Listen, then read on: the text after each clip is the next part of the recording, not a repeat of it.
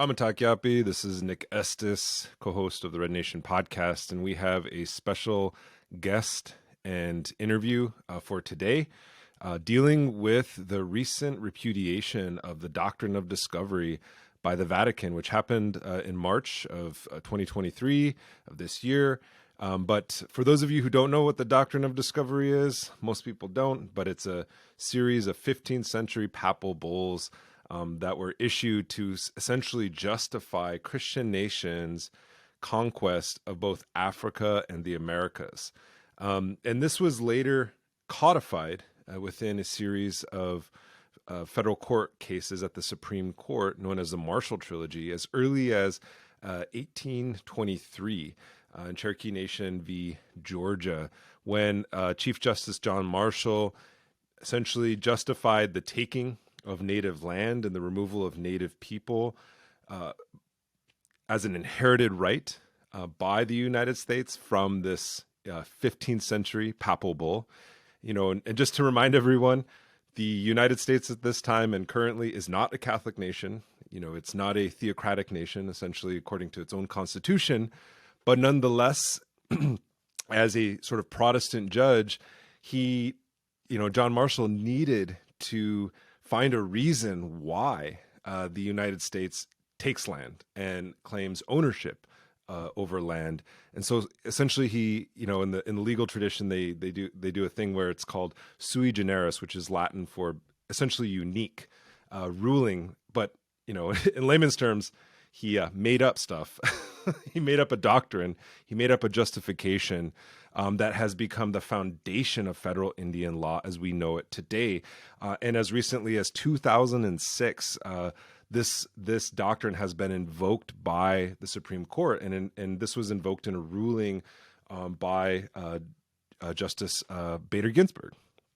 So this is not something that is in the past. It's not something that is ancient. It is very much alive and present. And we have a special guest today who is Chris Peters. And I'll allow Chris to introduce himself. He is an elder with the Seventh Generation Fund. But go ahead, Chris. Well, thank you. And I'm pleased to be on the podcast here and talk about this important issue. My name is Chris Peters. I'm Yurok and Karuk Indian from Northern California. And I've been with the Seventh Generation Fund for Indigenous peoples now for 34 years and have witnessed the ebb and flow of Native philanthropy over the years.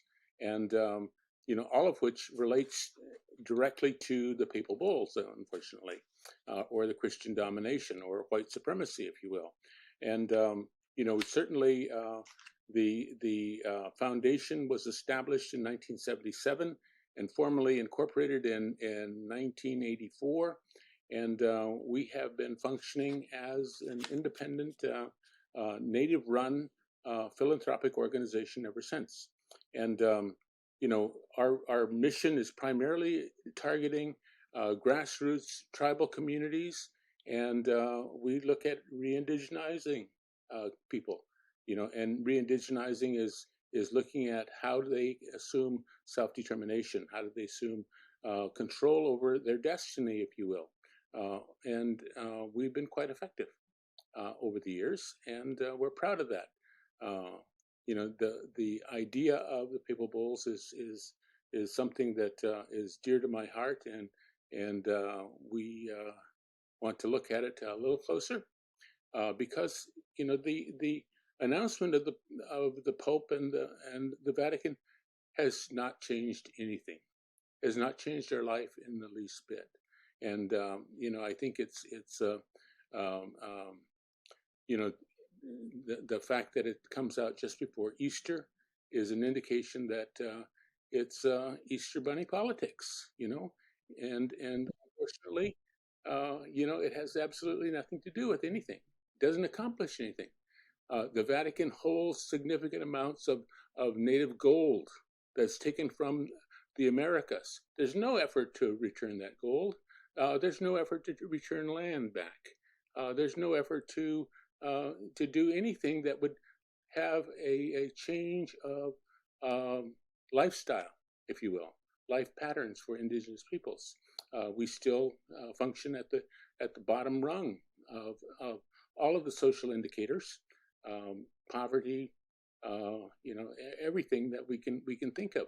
And the most recent pandemic is sort of an indication of where we live, where we are, and more Native peoples died from the pandemic, from COVID-19, than any other national or ethnic group. So that's generally where we are. Maybe you can ask a few questions and I can respond to them. Sure, yeah. Just to add on to some of the things that you brought up, I remember reading Eduardo Galeano's Open Veins of Latin America, and he does a really good job of relating how, at least in Latin America, which was mostly under the Spanish crown, the resources, the gold, the silver, was mined and essentially transported to Europe, and the golden thrones that the Pope sits on, and the Vatican is decorated in, it was taken through force and genocide of indigenous people, specifically in South America. So that's one thing, but also the Catholic Church is the largest landowner that's not a governmental institution. So that's the other thing. And then also this, you in this letter that was issued the day after the repudiation, the so-called repudiation, was issued by the Catholic Church on March 30th. The Seventh Generation Fund issued a letter on March 31st, and says, quote, "No apology, no repudiation, not even the revoking of the papal bulls would create real change in the lived realities and futurity of anyone, nor give rest to our ancestors, not until there is actual change behavior that is sustained to get the job done." And one thing that's also interesting about, the timing of this so-called repudiation is you have an immense amount of reckoning with the boarding school experience, especially in Canada, and the mass graves that are being found of children in these Catholic-run boarding schools. We haven't even scratched the surface of what that means in the United States. And the recent, under Deb Haaland, the recent federal Indian boarding school investigation that took place is just a survey of, the initial report was an executive summary, was just a survey of what they can find, based on information that's out there right now. And what we saw in that particular report was that, this was a massive sprawling system that was much larger than the residential school system in Canada. But one thing that I thought was kind of interesting that was lacking in that report was looking at how the Catholic Church, which is a minority institution, a minority Christian denomination in the United States, was a major player in these boarding schools. Either it was one of the biggest partners with the federal government in providing religious services to American Indian children who were taken away from their families. So I want to ask you if you can just reflect briefly on the boarding school experience and why, what happened in Canada with an apology from Justin Trudeau and the government may not be enough.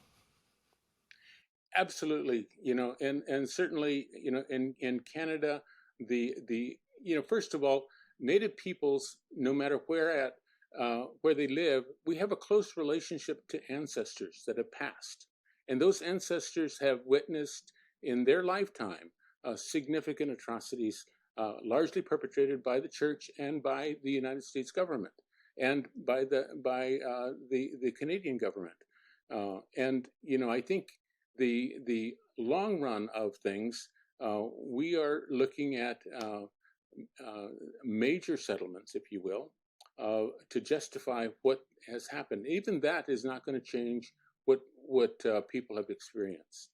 The atrocities that are perpetrated by boarding schools are, huge, and like you mentioned earlier, the impacts here in the United States haven't really been determined yet. I think the impacts of the boarding schools in the United States will be equal to those found in Canada. Those and how we are situated in the future is largely determined by the past. We still are living in a situation of decreased land allotments, decreased water allotments, and decreased across the board. We have a small amount of material culture within our existence.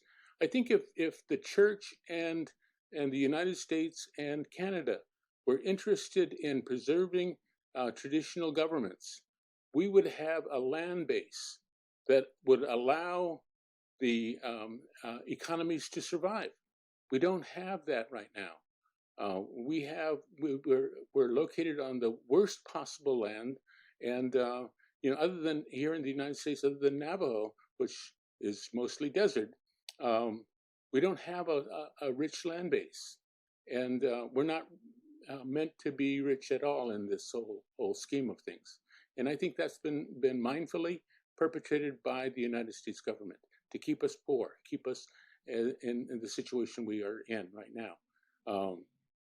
Largely boarding school motivated, but certainly policy motivated as well. Yeah, and just to go back to one of the points you made at the beginning is the life expectancy for Native American or American Indian people in the United States dropped by 5 years, which is far more significant than any demographic in the U.S.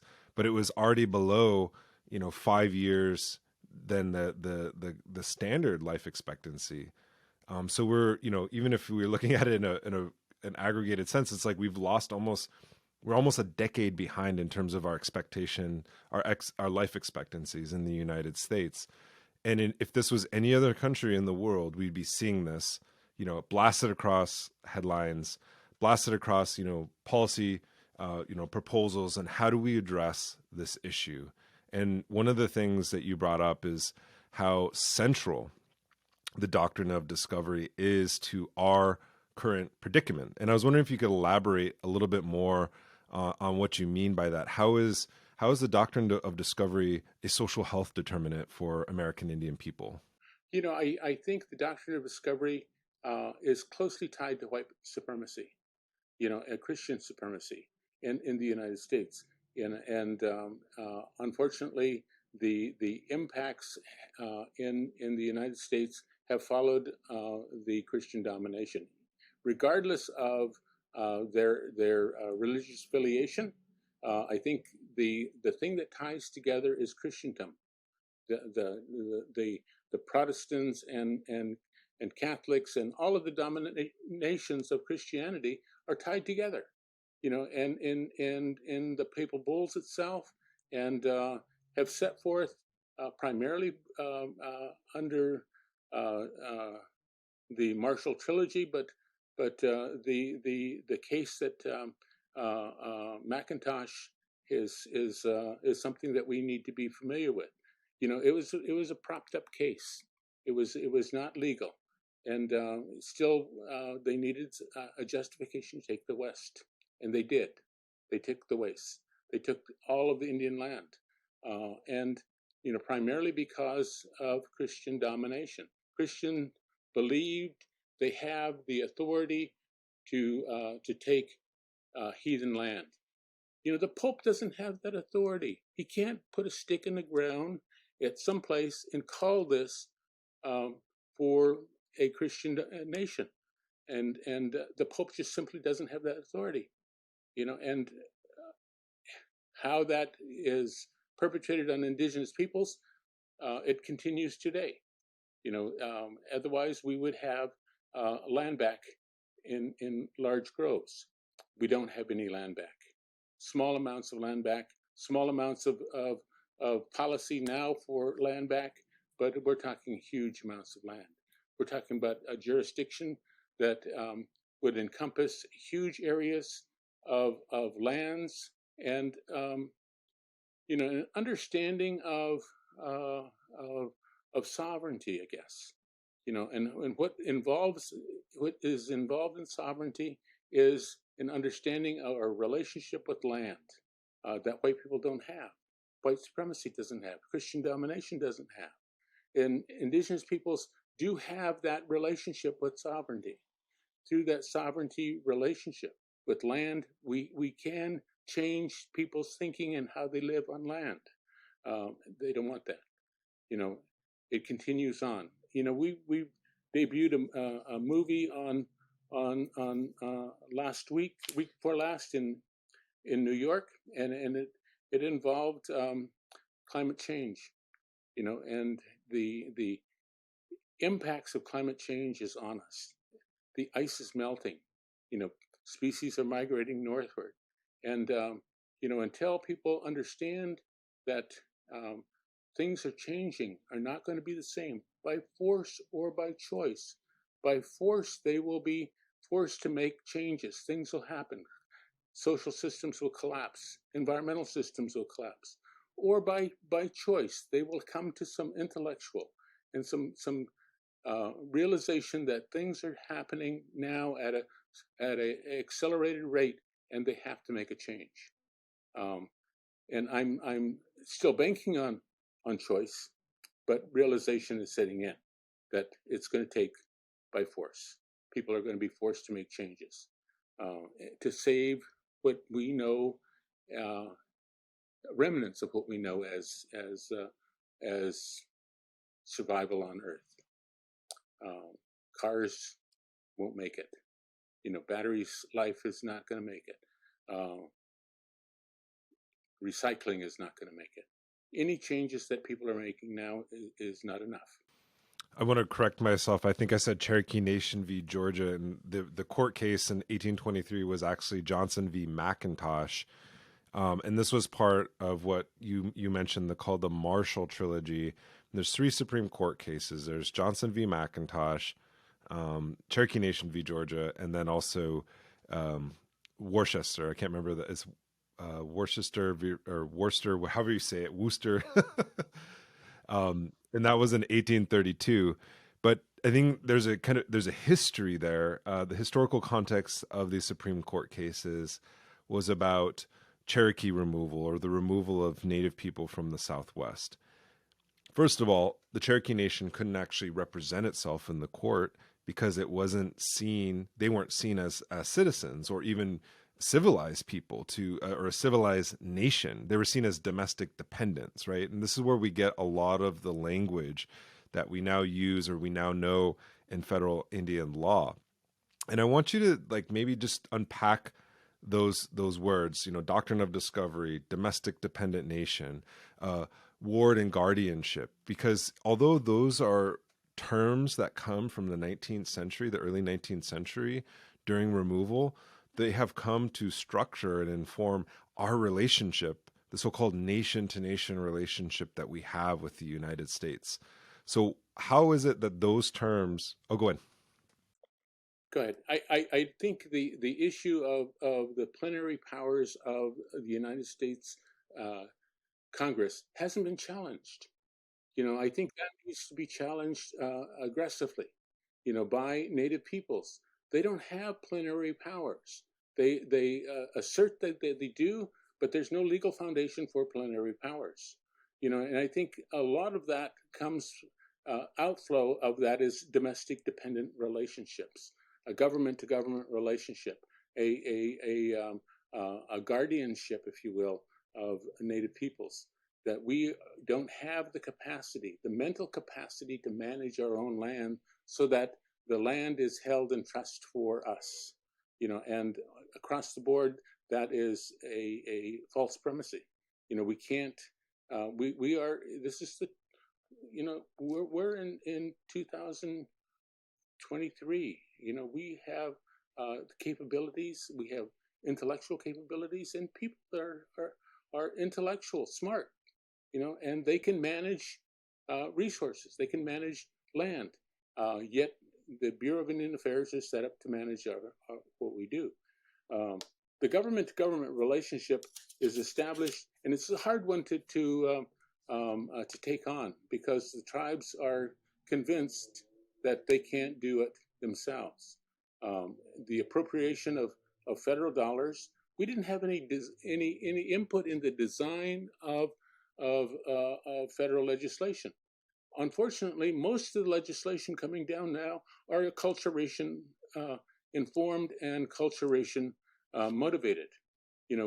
They're designed to make brown-skinned white people out of us.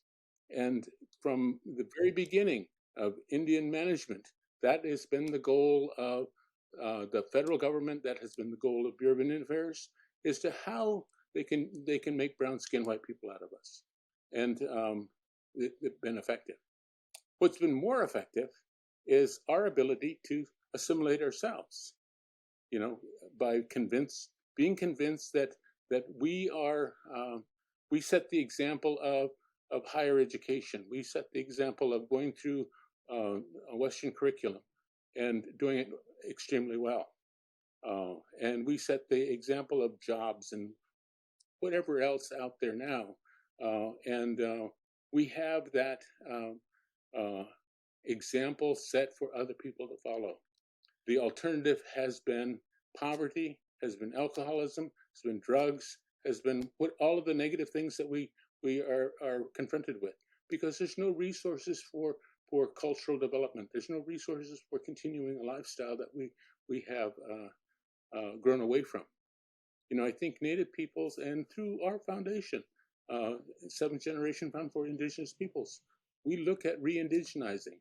How do we establish a system where Native people can be themselves, to understand that they have the capabilities of self-determination and the will force, the willpower toward developing as Indigenous peoples that is separate but equal to the domination society.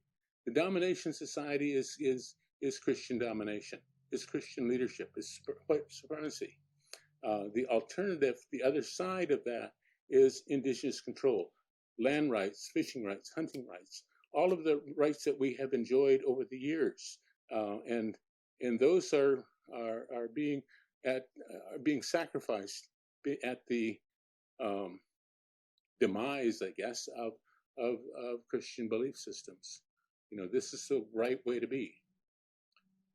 I don't know if I answered your question or just rambled on. No, you answered a large part of it, and I think a lot of people, when they look, there's this common stereotype that we get handouts from the government, and we, even with the boarding school system, it was a service that was provided, or if it was education, whether it was healthcare, all of these things. And I think the best kind of case that blows all of that out of the water is the Cobell settlement, which, Eloise Cobell found that there were $176 billion worth of assets that the United States mismanaged. That's all she could find on paper. We know there's more, right? And when the government settled the case, they settled it for literal pennies on the dollar, which is $3.4 billion of that original $176 billion. But instead of you and me getting a paycheck, or even our tribes getting a paycheck, we're still wards of the government. So when Obama signed that bill into law for the Cobell settlement, it went back to the Bureau of Indian Affairs, the very institution that mismanaged those assets to begin with. Yeah. So Yes. when you explain to somebody that, they might just be, it doesn't make sense. The math doesn't add up, and it literally doesn't add up, because this economy has been built on it, pillaging and plundering our resources, and then making us pay for our own dispossession, literally making us pay for our own dispossession. And that's really, what I see as this ward to guardian relationship. And I wanted to ask you, you're talking a lot about the work that Seventh Generation Fund has done over the years. Are there models out there, either within your organization or outside of it, that you're really looking to, that really kind of embody the sort of vision of Native sovereignty that you'd like to see?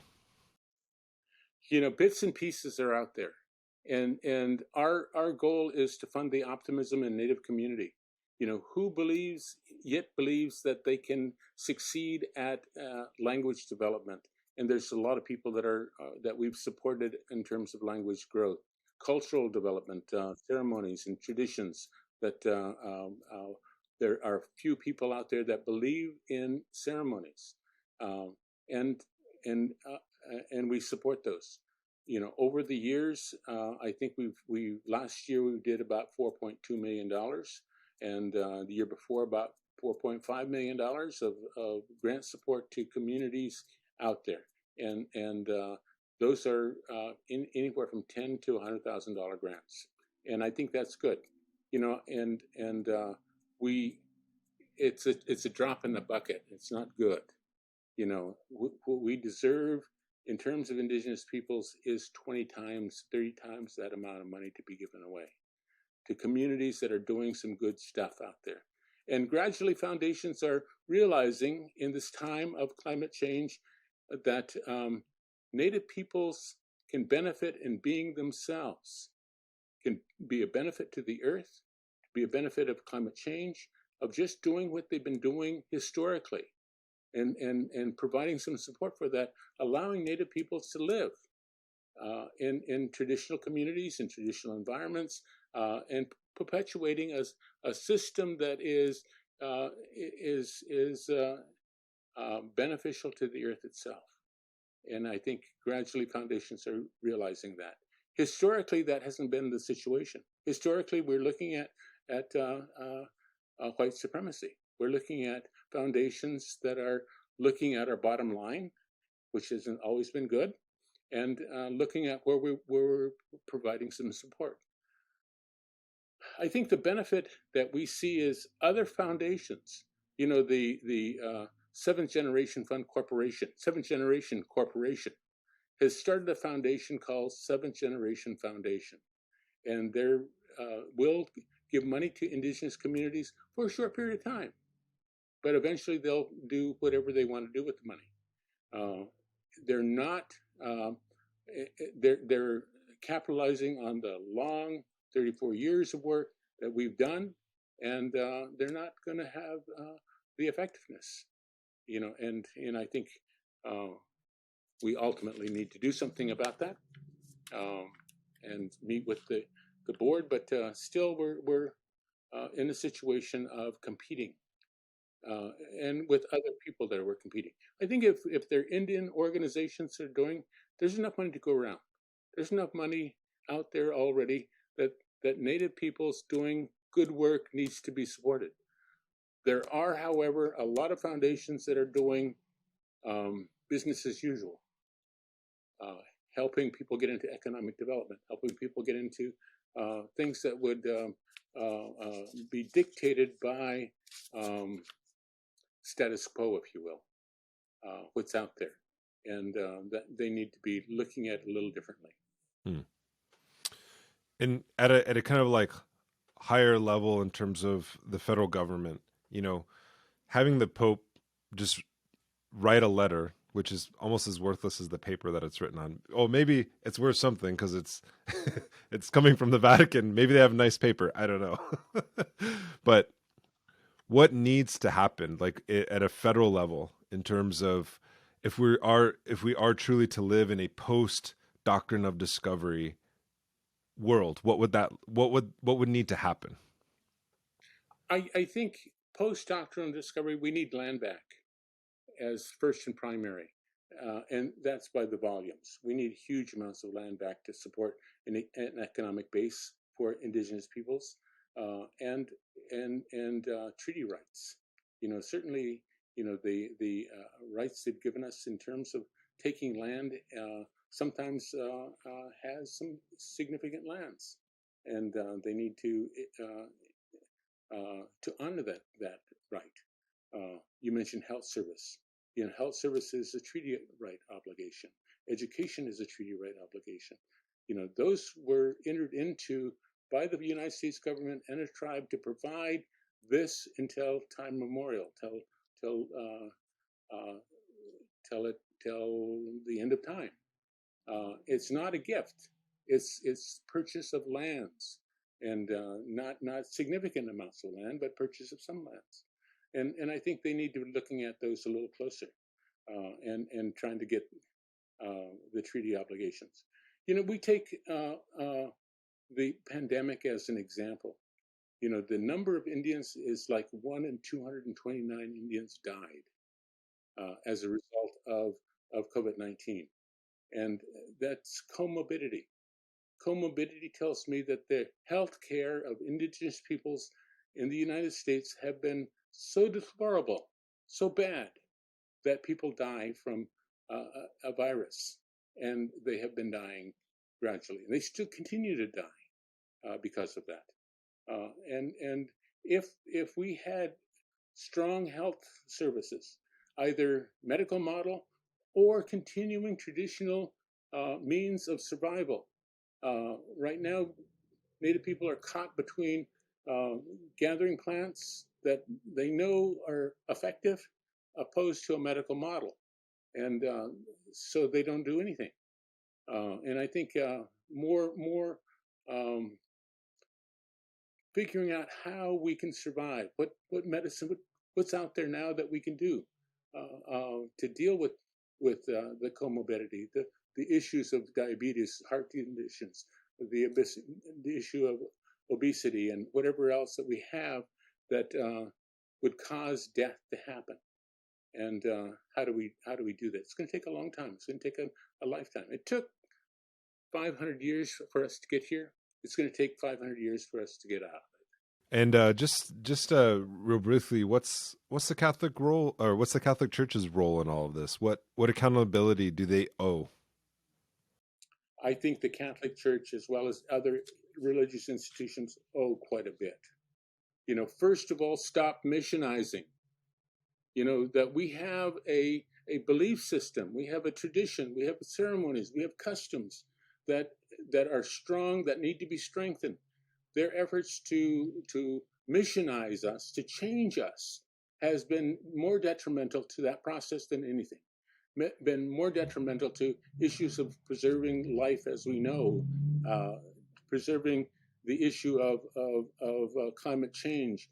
As we continue this process, the missionization converts people over to Christianity, and if they can stop that, if they just can stop missionizing, that will change significantly.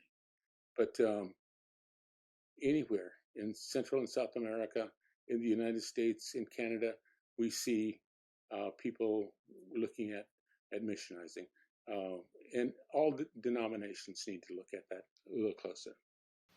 Yeah, I always, there's a joke about how many, there's several jokes about missionaries, but one is, they came with the Bible and we had the land. Now we have the Bible and they have the land. The other one is, I like this one from back home, or, I was just thinking about this. If only we had as many grocery stores as we did churches on the reservation. Because we don't, we're more like, you're more likely to run into a missionary than you are a doctor, or somebody who's going to provide food for you, or healthy food. We're not. There's a scarcity of a lot of things in the res, but one of them is not missionaries. Sure, that's for sure. We've had more churches. We've had an equal number of churches as sawmills on most of the reservation that in Northern California. They're looking at resource extraction, and we are a part of that extraction of resources. We become numbers in their category of baptisms and missionizing, but the number of trees and the stumps on the reservation are overwhelming. We're looking at water. They're coming after water aggressively now, and fish and whatever else we have, by and large at significant amounts of effort, and until everything is depleted, until we have nothing left, they're going to continue to come. We have indigenous peoples worldwide still have about 70% of the biodiversity. And over the years, you'll see that shrinking substantially because of invasion, because of white domination, of coming into the land and impacting it. I think the issue of white supremacy, the issue of domination that has been motivated by the Doctrine of Discovery is violence against women and children, and gay and lesbian folks in Indian country. It's been significant. Yeah. Yeah, that's, you can trace a lot to these not just, these church, they're not just church doctrines, they're not just doctrines that remain within the church. They're extrapolated into law and even into our houses and even into the relations that we have amongst ourselves, our own families, and even into our relationship to the land itself. And I always think about this, growing up, my grandfather was Episcopalian, spoke fluent Lakota, but my grandmother was Catholic. And their disagreements happened on those sectarian lines more, a lot of the times. And even within the introduction of these various sectarian kind of faiths or divisions, that even causes divisions, amongst people who want to practice their traditional kind of cultural lifestyle. And then what it turns into is a form of proselytizing. And you see this even off the reservation when our people are on the streets or they need help, they need assistance with housing, assistance with food. Where are the first places that they go? They go to churches often, or Christian front organizations, where instead of providing them with culture-based like services, they often get something that's like, well, you get a pack of Pampers if you sit and listen to us sermonize to you about Jesus Christ. And those are those structures still sit in place. And it's not like it's not just about the harvesting of souls. They're getting a lot of money off of this. They're getting grant money, they're getting federal money. So that relationship hasn't ended, and I think what I hear you saying in a lot of these points that you're making is that charity model and that model of dependency has to end. And what you are trying to promote is something of self-determination. And self-determination begins with land back, because that's where our economies lie. That's where our ceremonies lie. That's where our language is, right? And you can't have any of these conversations unless you're having a serious conversation about land back. Am I right? Definitely. I mean, the shock and awe treatment that Native peoples get, it's still alive and well in Indian country. We see floods happening in certain areas. The first things to move in is Christian denominations. The second thing to move in is Walmart and Costco and all of the cheap stores that the cash economy moves in aggressively, and that's shock and awe. And we have the on or near reservations, the number of discount stores, dollar stores, and Walmarts are flourishing. I mean, certainly in New Mexico, in Gallup, and certainly in Rapid City, huge amounts of people are flocking to those areas. We don't have the money, we don't have the resources, and the shock and awe is definitely there. The shock and awe treatment of Native peoples is everything extends from that, and certainly the numbers of Christian denominations on Indian reservations is a prime example of that. So just to wrap this up, what's giving you hope right now? Well, I think the optimism in Indian country is growing. Despite we don't have religious freedom here. We can't go to sacred places and practice our religion. That's a Supreme Court law that is well established, and a lot of spiritual leaders can't bring First Amendment rights in American judicial system. But the impacts of that has sparked a lot of more interest in sacred places than ever before. Sacred places have been on their way out, if you will, but the case itself have brought Native peoples to look at where the Valley of the Chiefs, the Devil's Tower, the Mount Shasta, all of the places that are off reservations. They're demanding some time and some attention to those places again, and that's good. That sparks some hope in my mentality, definitely so. And we can't really, there's some big Supreme Court decisions coming down, we have the determination or the decision on the Indian Child Welfare Act and the Brackeen v. Holland case. And, we can't really put our faith in these justices, as we're finding out in the news. We have Clarence Thomas, who's being flown around the world by billionaires. Billionaire literally bought his mom's house. Like, you can't make that up. And then, now Neil Gorsuch, who had tended to be friendly to, native sovereignty, or at least sympathetic, is now being, he's also implicated in some conflict of interest cases, which are seen as mere technicalities. But if it was on our end, we would, lose our jobs and lose our land over those issues. But when it comes to these judges and these billionaires, they seem to be operating in an entirely different system of no accountability. And what I hear from you is that the hope and the future really lies in the land. And I think that's where a lot of the fluency or the pervasiveness of a word like land back has taken Indian country by storm, and this entire continent. And it's something that we've always wanted, but we just never really said out loud all the time. But it's becoming more and more not just a slogan, but a reality. And here, in this city, there's an area that was considered a toxic dump site, that the city wanted to turn into, a parking garage, basically, to create more pollution. And the community, the native dominant community of East Phillips, is now asserting control over that site and wants to turn it into a community farm and to reclaim it as a space that welcomes both Ojibwe and Dakota people back to their homelands, as well as Ho-Chunk people who are originally from this area. And so that to me is something, it shows you when, we work together, not just with Indigenous people, but our allies, that this is something that has a net benefit for everyone else, and not just our communities, but across the world. So, Chris, as we wrap up, where's the best place to find your work and Seventh Generation Fund? Well, certainly our website is good. It's 7genfund.org, and please visit it.